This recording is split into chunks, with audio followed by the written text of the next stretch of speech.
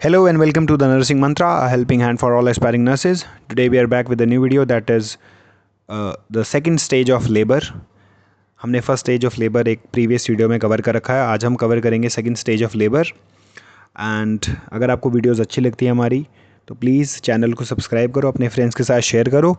और other than these topics हम NCP nursing care plans, case presentations और case studies भी अपलोड करते हैं. एंड सब्जेक्ट वाइज हम टॉपिक धीरे धीरे कवर कर रहे हैं. And from now on videos regular आएंगी. So without wasting any further time, let's start the video. This is one of the most important topics of the obstetric and gynecology subject. So start करते हैं second stage of labour. तो second stage of labour क्या होता है सबसे पहले ये जान लेते हैं. सबसे पहले डेफिनेशन क्या है. The second stage of labour is the period that begins from full dilatation of the cervix and ends with the complete expulsion of the foetus through the birth canal.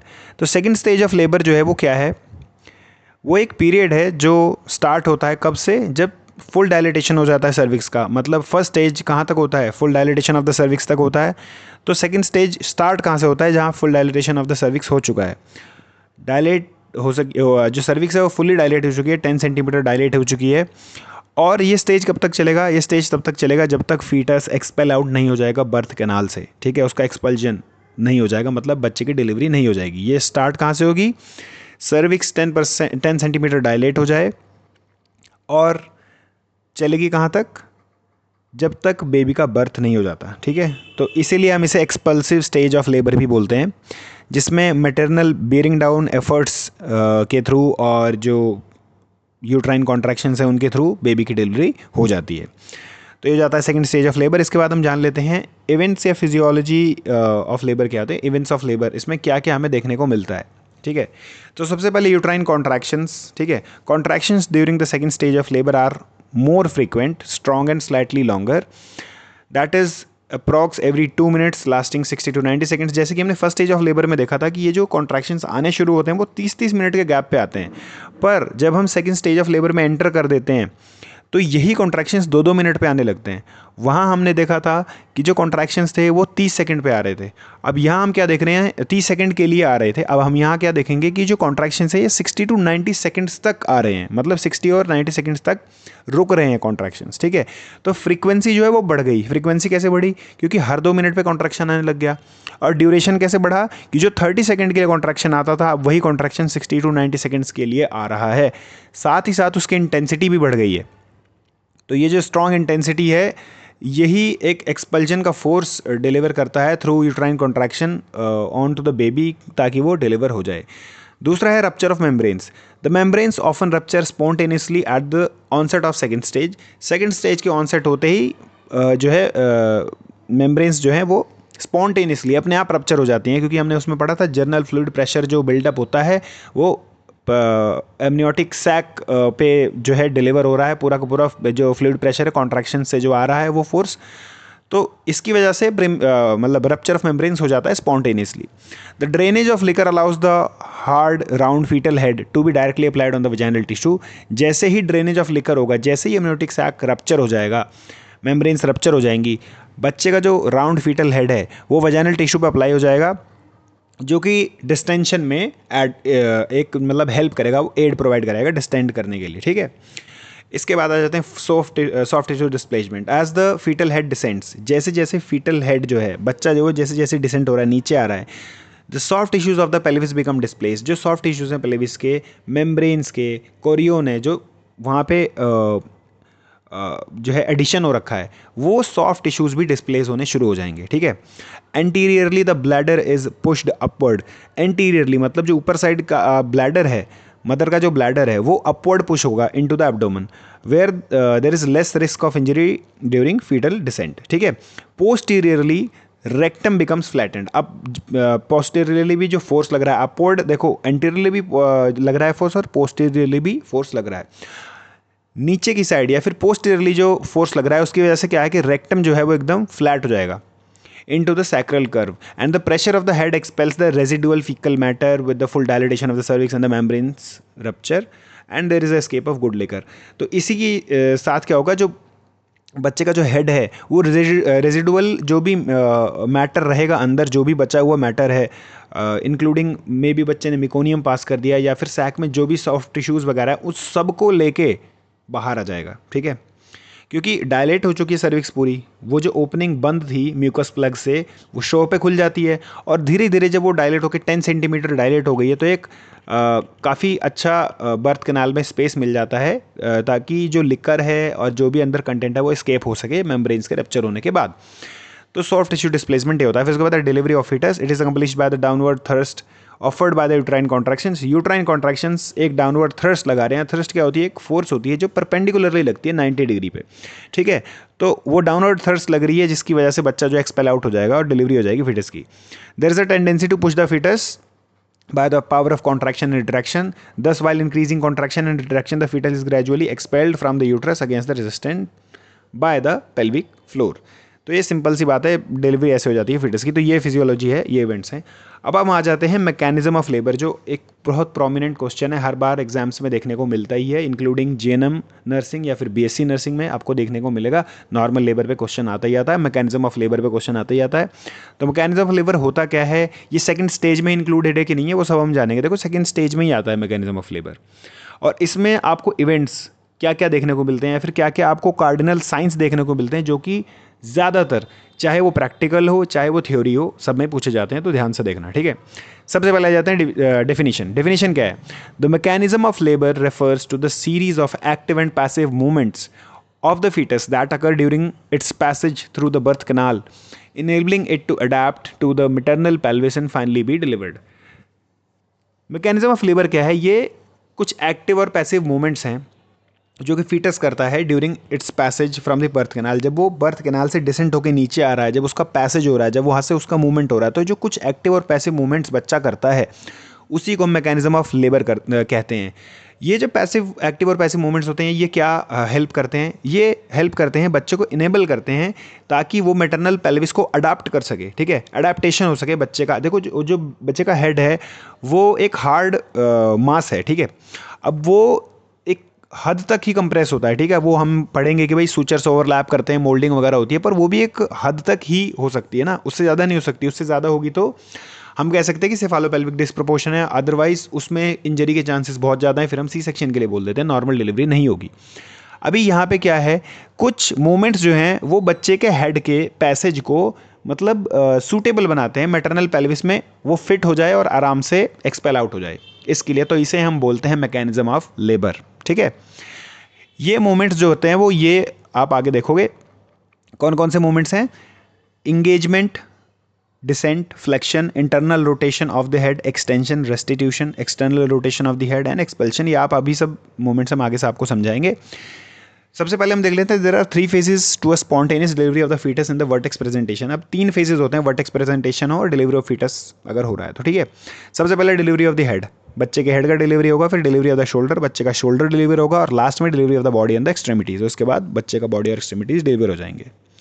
At the onset of the normal labor, the commonest presentation in the vertex, the commonest presentation is the vertex, and the most common position is either left or right occiputo-anterior।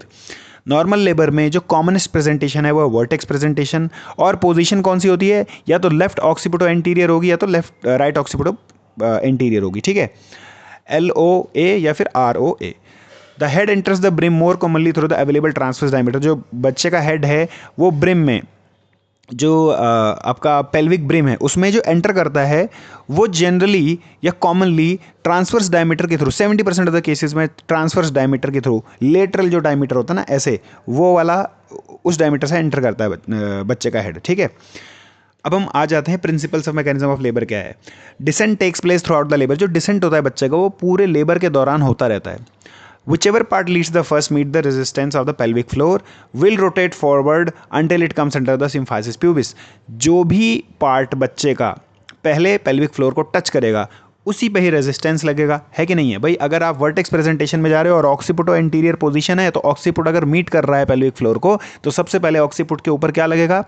Occiput के ऊपर resistance लगेगा। भाई simple सी बात है, कोई चीज़ आराम से आ रही थी और फिर उसके बाद एकदम उसका आप रास्ता रोकोगे तो वो रुकेगी ना, वो उस पर फोर्स लगाएगी ना। जब बच्चे का हेड फोर्स लगाएगा तभी उसका हेड फ्लेक्स हो जाएगा, वहीं से इंगेजमेंट के बाद फ्लेक्शन होता है, ठीक है। ये सिंपल सा हमें ऐसे समझना है। तो पेल्विक फ्लोर पे टच हुआ, रेजिस्टेंस उसे हुआ, अब क्या होगा, बच्चे का हेड रोटेट करेगा फॉरवर्ड ताकि वो सिम्फाइसिस प्यूबिस के नीचे स्लिप हो जाए, ठीक है, सिम्फाइसिस प्यूबिस के नीचे पहुंचे। What ever merges from the pelvis will pivot around the pubic bone. जो भी पेल्विस से मर्ज आउट हो रहा है, बाहर आ रहा है, वो एक पिविट मोशन करेगा अराउंड द प्यूबिक बोन। जो प्यूबिक बोन होती है उसके अराउंड एक पिविट मोशन करेगा, ठीक है।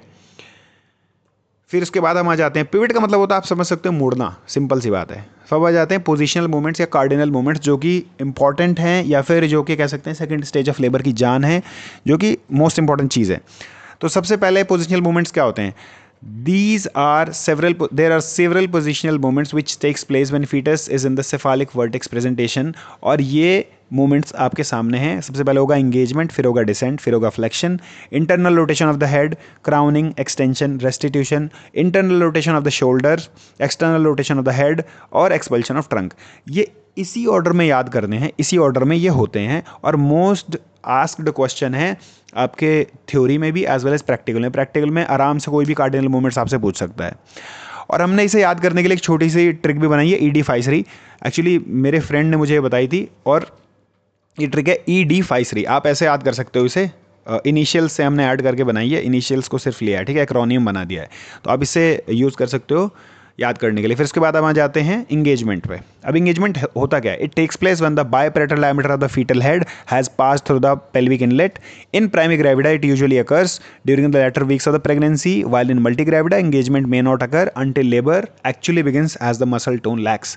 देखो सबसे पहला क्या है, इंगेजमेंट का मतलब क्या है? It takes place when the biparietal diameter of the fetal head pass through the pelvic inlet. जब बच्चे का बायपैरेटल डायमीटर, दोनों पैराइटल बोन का डायमीटर ऐसा जो होता है, वो जब बच्चे का बायपैरेटल डायमीटर पेल्विक इनलेट के थ्रू पास हो जाएगा, तब हम बोलेंगे कि बच्चे का हेड इंगेज हो गया है। प्राइमरी ग्रेविडा में ये जो है, ये लेटर वीक्स ऑफ प्रेगनेंसी में ही हो जाता है, ये होने लगता है। पर मल्टी ग्रेविडा में ऐसा नहीं होता, ये लेबर के दौरान ही होता है। मल्टी ग्रेविडा में इसलिए नहीं हो पाता क्योंकि जो मसल टोन है, प्रीवियस प्रेगनेंसी की वजह से मसल टोन जो है वो कम हो गई है, लैक कर रही है। तो इसी वजह से आप बोल सकते हो कि जो मल्टी ग्रेविडा मदर्स हैं उसमें ये लेबर के दौरान शुरू होगा, और जो प्राइमरी ग्रेविडा मदर्स हैं उसमें ये प्रेगनेंसी के लेटर वीक्स में शुरू हो जाता है, ठीक है। फिर आ जाते हैं हम डिसेंट पे। डिसेंट क्या है? डिसेंट का सिंपल मीनिंग है धीरे धीरे धीरे धीरे नीचे आना। It occurs throughout the mechanism of labour and therefore requisite to an simultaneous with the other mechanism. Descent is the result of number of forces including। Descent क्यों हो रहा है? बहुत सारी फोर्सेज लग रही हैं, इसी वजह से तो डिसेंट हो रहा है। इसी वजह से तो बच्चा नीचे नीचे नीचे नीचे धीरे धीरे धीरे धीरे आ रहा है। सबसे पहला जो फोर्स लग रहा है वो क्या है? Pressure exerted by the amniotic fluid. Amniotic fluid pressure exert कर रहा है। Direct pressure exerted by the contracting fundus of the fetus और द फीटस, ठीक है। डायरेक्ट प्रेशर जो कॉन्ट्रैक्टिंग फंडस, जो फंडस कॉन्ट्रैक्ट कर रहा है उसकी वजह से लग रहा है। Force of contraction of the maternal diaphragm and abdominal muscles. तो जो मैटरनल डायफ्राम और एब्डोमिनल मसल्स भी फोर्स ऑफ कॉन्ट्रैक्शन लगा रही हैं बच्चे के ऊपर, वो भी लग रहा है। फिर उसके बाद क्या है? Extension and straightening of the fetal body. बच्चे का जो मतलब पूरा का पूरा बॉडी है वो भी स्ट्रेट हो रहा है, ठीक है। बच्चा पहले फीटल पोजीशन में था, अब वो स्ट्रेट हो रहा है धीरे धीरे। तो ये सब फोर्सेज कारण है डिसेंट होने का। धीरे धीरे धीरे धीरे डिसेंट जो है बच्चे का होता रहता है। The degree of descent is measured by the station of the presenting part. अब डिग्री ऑफ डिसेंट कैसे हम चेक करते हैं? हम लोग अब भी जब आप एक वीडियो हम बनाएंगे मैटरनल पेल्विस पे, तो वहाँ हम देखेंगे कि एक पार्ट होता है मैटरनल पेल्विस में, इस्चियल स्पाइन। इस्चियल स्पाइन जो है एक आपको डायमीटर प्रोवाइड कराता है या फिर एक लैंडमार्क प्रोवाइड कराता है, जहाँ से हम बच्चे के स्टेशन ऑफ हेड या फिर बच्चे का कितना डिसेंट हुआ है, बच्चा कितना कौन से स्टेशन पे उसे मेजर करते हैं। वो हम पीवी एग्जामिनेशन के दौरान करते हैं, वो भी हम बताएंगे। मैटरनल पेल्विस में आप कैसे देख सकते हो वो लैंडमार्क क्या होता है, कैसे होता है, ठीक है। इसके बाद आ जाते हैं फ्लेक्शन पे। फ्लेक्शन क्या है? It occurs when the fetal head meets resistance. मैंने आपको बताया जब बच्चा ऊपर से आ रहा है, बच्चे का हेड स्ट्रेट था, आया, जैसे ही वो आपका जो है रेजिस्टेंस सबसे पहले उसे मिलेगा, तो बच्चे का जो हेड होगा वो फ्लेक्स हो जाएगा, ठीक है। Flexion is first met from the cervix, the pelvic walls and finally met from the pelvic floor. सबसे पहले फ्लेक्शन किसकी वजह से हो रहा है? सर्विक्स की वजह से हो रहा है, ठीक है। सर्वाइकल ओपनिंग जो है, सर्विक्स हालांकि 10 सेंटीमीटर डायलेट हो चुकी है, फिर भी वहाँ पे बच्चे का हेड जब डिसेंट होके आएगा तो उसे एक रेजिस्टेंस फील होगा, जिसकी वजह से बच्चे का हेड फ्लेक्स हो जाएगा। और फाइनली लास्ट में आपको कहाँ मिलेगा रेजिस्टेंस? ये मिलेगा पेल्विक फ्लोर पे, ठीक है। The pressure exerted down the fetal axis is transmitted to the occiput and effects is to increase flexion. इसकी वजह से क्या होगा कि बच्चे का जो फ्लेक्शन है वो और बढ़ जाएगा और बच्चे का जो हेड है वो बिल्कुल ऐसे अंदर की तरफ मुड़ जाएगा या बोल सकते हो फ्लेक्स हो जाएगा, ठीक है। इसके बाद internal rotation of the head. अब इंटरनल रोटेशन कैसे होगा हेड का? This brings the anterior posterior diameter of the fetal head into alignment with the anterior posterior diameter of the maternal pelvis. बच्चे का हेड का इंटरनल रोटेशन होना जरूरी है, जैसे कि हमने पढ़ा कि कुछ एक्टिव और पैसिव मूवमेंट्स होते हैं ताकि बच्चा मैटरनल पेल्विस में अडाप्ट हो सके, इसीलिए जरूरी है। क्योंकि एंटीरियर पोस्टीरियर डायमीटर जो होगा ना बच्चे के हेड का, वो अलाइन हो जाएगा anterior posterior diameter of the maternal pelvis. Maternal pelvis के एंटीरियर पोस्टीरियर डायमीटर में बच्चे के हेड का एंटीरियर पोस्टीरियर डायमीटर अलाइन हो जाएगा, ठीक है। This is accomplished by the rotation of the occiput to the anterior portion of the maternal pelvis. जो बच्चे का ऑक्सीपुट है उसका एंटीरियर वो रोटेट हो रहा है और मदर के anterior portion of the maternal pelvis में एडजस्ट हो रहा है। During the contraction leading occiput is driven downward on to the pelvic floor. जब कॉन्ट्रैक्शंस आएंगी तो जो ऑक्सीपुट है वो धीरे धीरे वो डाउनवर्ड्स आता रहेगा और पेल्विक फ्लोर पे आके जो है टच करेगा लास्ट में, जहाँ पे उसे अल्टीमेटली हमने अभी पढ़ा है फ्लेक्शन में रेजिस्टेंस फील होगा, ठीक है। The occiput rotates anteriorly. Occiput anteriorly आगे की साइड रोटेट करेगा to come under the symphysis pubis, और सिम्फासिस प्यूबिस के नीचे आ जाएगा। हम नॉर्मल डिलीवरी पढ़ रहे हैं इसलिए ऑक्सीपुट एंटीरियर होगा, ऑक्सीपुट ऊपर की साइड होगा, बच्चे का जो फेस होगा वो नीचे की साइड होगा। बच्चे का फेस जो है वो पोस्टीरियरली लाई करेगा और ऑक्सीपुट एंटीरियरली लाई करेगा, ठीक है। अब बच्चे का जो ऑक्सीपुट है वो सिम्फासिस प्यूबिस के नीचे आ गया, aligning the fetal head with the maternal pelvic outlet. बच्चे का जो हेड है वो मैटरनल पेल्विक आउटलेट से अलाइन हो गया। अब होगी क्राउनिंग, ठीक है। क्राउन का मतलब क्या होता है? क्राउन का मतलब जो सर पे ताज पहना जाता है। तो सिंपल सी बात है, जो सर है वो दिखने लगेगा, क्राउनिंग में यही होता है। After internal rotation of the head further descent occurs until the sub occiput lies underneath the pubic arch. जो ये डिसेंट है ये धीरे धीरे हो ही रहा है। Internal rotation of the head हो गया, बच्चा अभी भी डिसेंट कर रहा है, ये throughout the labour descent होता ही रहेगा ना बच्चा। अब ये बच्चा जब पेल्विक मैटरनल पेल्विस में जो फिट भी हो गया, सब रोटेशन वगैरह भी हो गया, अब क्या होगा जब बच्चे का डिसेंट हो रहा है धीरे धीरे, तो बच्चे का जो ऑक्सीपुट है वो प्यूबिक आर्क के नीचे आ जाएगा। At this stage, the maximum diameter of the biparietal diameter stretches the vulval outlet without any recession of the head. इस parietal diameter वो क्या करेगा, जो वल्वा है, वल्वल आउटलेट है जहाँ से बच्चे का हेड बाहर आएगा उसे स्ट्रेच करेगा, और यहाँ से एक बार बच्चे का हेड यहाँ पे आ गया तो यहाँ से रिसेशन मतलब वापस जाने का कोई चांस नहीं, क्योंकि कैविटी में एंगेजमेंट हो चुका है, पूरा का पूरा बाहर आ गया है बच्चा, ठीक है। अब इसमें यहाँ से रिसेशन ऑफ हेड नहीं होगा, और इसी इवेंट को हम बोलते हैं क्राउनिंग ऑफ द हेड। यहाँ पे बच्चे का हेड दिखने लगता है, बाहर आ जाता है, ठीक है। इसके बाद आ जाते हैं एक्सटेंशन में। वंस क्राउनिंग हैज़ अकर्ड, जैसे क्राउनिंग हो गई, सिंपल सी बात है, बच्चे का हेड अंदर से कैसा आ रहा था, फ्लेक्स्ड आ रहा था। बच्चे का हेड बिल्कुल ऐसे, उसका जो चिन है उसका एकदम चेस्ट वेस्ट में लगा हुआ था, बिल्कुल ऐसा, ठीक है, फ्लेक्शन की वजह से, क्योंकि उसे रेगुलरली रेजिस्टेंस मिल रहा था। पहले सर्विक्स से मिला, सर्वाइकल ओपनिंग से मिला, फिर उसके बाद उसे पेल्विक फ्लोर से मिला, पर अब जब वो बाहर आ गया तो वो रेजिस्टेंस हट गया, और जैसे ही वो रेजिस्टेंस हटेगा तो बच्चे का चिन ऊपर हो जाएगा, और उसी इवेंट को हम बोल देते हैं एक्सटेंशन ऑफ द हेड, ठीक है। The driving force pushes the head into downward direction while the pelvic floor offers the resistance in downward and forward direction. The downward and upward forces utilize the remaining forward thrust help in extension. और यही जो remaining thrust है, remaining forward thrust है, ये extension में help करता है। Simple सी बात है, इतना आपको जानने के लिए ज़रूरी है। फिर उसके बाद आते हैं रेस्टिट्यूशन में। रेस्टिट्यूशन में क्या होगा? It is the rotation of the head due to the untwisting of the neck sustain during the internal rotation either on the left or right. अभी देखो क्या हुआ था कि internal rotation of the head हुआ था। Internal rotation of the head क्यों हुआ था? ताकि occiput anterior posterior diameter maternal pelvis का और एंटीरियर पोस्टीरियर डायमीटर बच्चे के हेड का दोनों अलाइन हो जाएं, इसलिए हुआ था। अब क्या होगा, क्योंकि अब तो बच्चे का हेड बाहर आ चुका है, ठीक है, मैटरनल आउटलेट में वो फिट था, सब कुछ हो गया, डिलीवरी हो गई, हेड की डिलीवरी हो गई।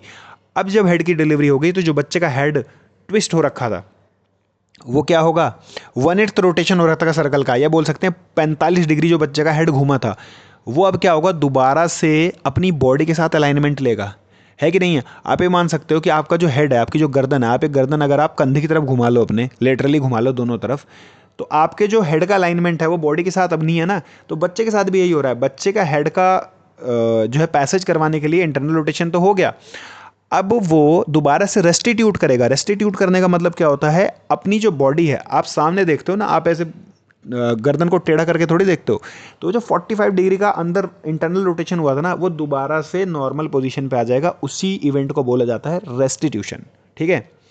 इसके बाद आता है internal rotation of the shoulders. The anterior shoulder reaches the pelvic floor and rotates anteriorly 1/8 of the circle 45 degrees. अब शोल्डर का इंटरनल रोटेशन हो रहा है, अंदर ही रोटेशन हो रहा है, ठीक है।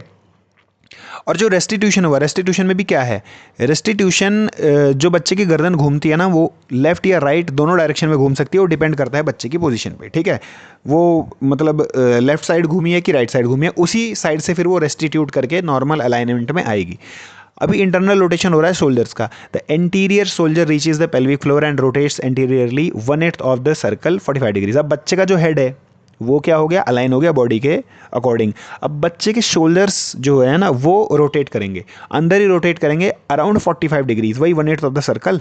सर्कल का 8वां हिस्सा जो होता है वो 45 डिग्री होता है, ठीक है। 45 डिग्री रोटेट करेंगे। अब these shoulder come to lie in antero posterior diameter of the pelvic outlet. अब ये जो शोल्डर्स हैं, शोल्डर है बच्चे का, ये एंटीरियो पोस्टीरियर डायमीटर जो होगा पेल्विक आउटलेट का उसमें लाई करेगा आके, ठीक है। अगर बच्चे का हेड लेफ्ट है तो लेफ्ट वाला साइड, राइट है तो राइट वाला साइड, जैसे भी मतलब पोजीशन के अकॉर्डिंग। अगर एलओए था तो एलओए राइट, अगर आरओए था राइट साइड था तो राइट साइड से। तो जो भी एंटीरियर शोल्डर होगा वो pelvic outlet, pelvic anterior posterior diameter और पेल्विक आउटलेट में आके फिट हो जाएगा, ठीक है, अंडर द सिम्फाइसिस प्यूबिस। जैसे कि बच्चे का ऑक्सीपुट आया था वैसे ही बच्चे का शोल्डर आ जाएगा। अब शोल्डर आ गया, अब शोल्डर आ गया तो उसे भी हम क्या करेंगे, स्पॉन्टेनियसली डिलीवर हो सकता है तो स्पॉन्टेनियसली डिलीवर होगा, नहीं तो आप अगर आपको लग रहा है कि कहीं पे ही पेल्विक आउटलेट में कुछ ऑब्स्ट्रक्शन है, फंस रहा है, शोल्डर डिस्टोर्शिया है, ऐसा कोई कंडीशन बन रहा है, तो आप तुरंत क्या करोगे, मैनुअली उसे हुक, हमारे पास बहुत सारे मनूवर्स हैं, हम फिंगर हुक मनूवर यूज़ करके और उसे जो है आराम से निकाल लेंगे। इसके बाद आता है external rotation of the head. अब एक्सटर्नल रोटेशन होगा हेड का कि this occurs as the shoulder rotates 45 degree internally causing the head to rotate another 45 degrees, ठीक है। ये क्या हो रहा है, this occurs as the shoulder rotates 45 degree. अब शोल्डर जो 45 डिग्री रोटेट हुआ internally, causing the head to rotate। अब क्योंकि जो शोल्डर है वो एंटीरियरली रोटेट, अंदर रोटेट हुआ ना सिम्फाइसिस प्यूबिस के नीचे आने के लिए, उसी के साथ वो हेड को भी रोटेट करेगा, क्योंकि वो पूरा का पूरा मेन बॉडी पार्ट, जो मेन बॉडी कंपोनेंट है उसी के हिसाब से हेड भी चलेगा, तो हेड भी रोटेट हो जाएगा 45 डिग्रीज। तो यही external rotation of the head कहलाता है। As the shoulder rotate towards the symphysis pubis from the oblique diameter, it carries the head in a moment of external rotation. जैसे कि आपका जो एंटीरियर शोल्डर या फिर आप शोल्डर्स रोटेट हो रहे हैं, उसी के साथ साथ बॉडी के अलाइनमेंट को मेंटेन रखने के लिए वो बाहर का जो हेड होगा उसे भी रोटेट करेगा। इसी को हम बोल देते हैं external rotation of the head. इसके बाद लास्ट में आ जाता है expulsion of the trunks. The anterior shoulder comes into the view at the vaginal orifice where it impinges under the symphysis pubis while the posterior shoulder distends the perineum. After the shoulders are delivered, the remaining body is borne by lateral flexion. जैसे ही anterior shoulder दिखेगा आपको, spontaneously बाहर आ सकता है, तो spontaneously अगर नहीं आपने बाहर निकाल लिया तो भी ठीक है, वजाइनल ओरिफिस से वो बाहर आ गया, ठीक है। जो पोस्टीरियर शोल्डर रहेगा नीचे की साइड रहेगा वो भी बाहर आ जाएगा, और उसी के साथ साथ आपका जो ट्रंक है वो भी डिलीवर हो जाएगा बाय लेटरल फ्लेक्शन। तो ये है complete second stage of labour. Video थोड़ा लंबा बन गया है, 23 मिनट्स में है, पर आप एक बार अगर ये वीडियो देख लोगे तो आपको कभी भी दिक्कत नहीं आएगी, ठीक है। एक बार इस वीडियो को पूरा देखो और आपको हमेशा के लिए सेकंड स्टेज ऑफ लेबर याद हो जाएगा। तो ये इवेंट्स होते हैं आपके सेकंड स्टेज ऑफ लेबर में, और ये सारे के सारे प्रिंसिपल्स और फिजियोलॉजी जो भी मैंने आपको समझाई। अगर आपको कुछ भी समझ में ना आया हो तो let me know in comment section. अगर आपको वीडियो अच्छी लगती हो please like, share and subscribe, और अपने फ्रेंड्स के साथ ज़रूर शेयर करना।